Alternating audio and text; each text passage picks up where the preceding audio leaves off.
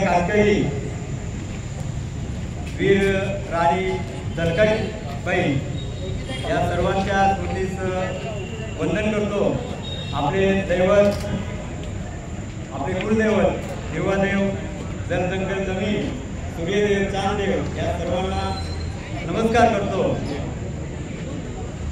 आज या कार्यक्रमासाठी आपल्याला लाभलेले सर्व मंचावर उपस्थित मान्यवर सर्वांना धन्यवाद देतो की आपल्या इथे येण्याने आमच्या कार्यक्रमाला शोभा आली आणि आपल्या उपस्थितीने आमच्या कार्यक्रमाची शोभा आपण वाढवली, आपण मार्गदर्शन केलं।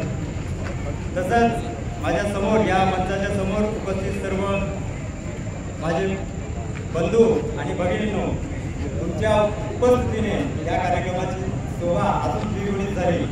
खरंच आपल्या सर्वांना आदिवासी दिनाच्या खूप खूप शुभेच्छा। आज आपण म्हणतो, आज या देशाची सर्वोच्च न्यायसंस्था असलेले सर्वोच्च न्यायालय आपल्याला मूळ निवासी म्हणतंय, आपण या जमिनीचे मालक आहोत असं म्हणतंय, परंतु काही विघ्न संतोषी माणसं आपल्याला मूळ मालक म्हणायला तयार नाही। त्या विघ्न संतोषी माणसांना जर आपल्याला उत्तर द्यायचं असेल तर आज जशी ही आपण या आदिवासी दिनासाठी एकत्र येऊन दाखवली, त्याच पद्धतीने भविष्यात आपल्याला एक होऊन या माणसाविरुद्ध लढा द्यावा लागेल आणि त्याच्यासाठी आपल्या सर्वांची आम्हाला गरज लागणार आहे। युवा आदिवासी संघ तालुक्यातील जनतेच्या हितासाठी जेव्हा जेव्हा तालुक्यातील जनतेवर कुठला अन्याय होतो तेव्हा त्या व्यक्तीच्या पाठीमागे खंबीरपणे उभं राहण्याचं काम संपूर्ण युवा टीम करत असते आणि असंच काम पुढेही चालू राहील।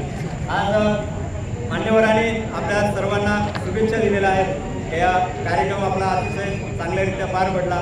सर, आपल्या सगळ्यांच्या सहकार्याशिवाय हा कार्यक्रम चांगल्यारीत्या पार पडता आला नसता, त्यामुळं याचं श्रेय आपल्याही सर्वांचं आहे, त्याच्यामुळं आपल्याही सर्वांचं धन्यवाद।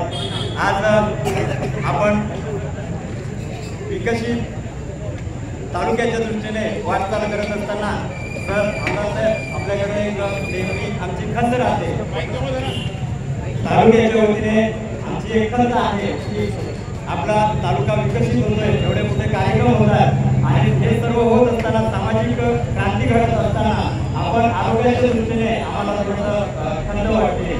आमची युवा संघाच्या वतीने या तालुक्यातील पूर्ण समाजाच्या वतीने आपल्याला एक सरकार विनंती आहे की आपल्या इथं जे 200 खाटांचं रुग्णालय आहे ते आपण काम मागे लावावं। त्याच पद्धतीने एक आपल्या हॉस्पिटलमध्ये बऱ्याच माता भगिनी प्रसूतीसाठी येतात, त्यांचं सोनोग्राफी सेंटर जे आहे किंवा डायलिसिस सेंटर पेशंटला लागते, तर ह्या गोष्टीची पूर्तता आपण करावी अशी आम्ही युवा संघाच्या वतीने आणि या तालुक्याच्या वतीने आपण विनंती करतो। धन्यवाद।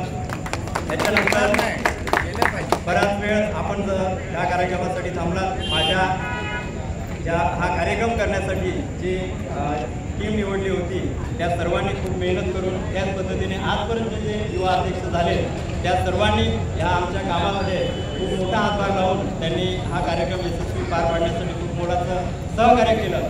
सहकार्य नाही म्हणणार मी तर त्यांचंही आपली जबाबदारीच आहे, परंतु आपण सर्वांनी दिवसाचं रात करून आणि रात्रीचा दिवस करून आपण सर्वांनी काम करून हा कार्यक्रम यशस्वीरित्या पार पाडण्याचं काम केलं आणि आपल्या सर्वांचं या कार्यक्रमाच्या निमित्ताने धन्यवाद देतो।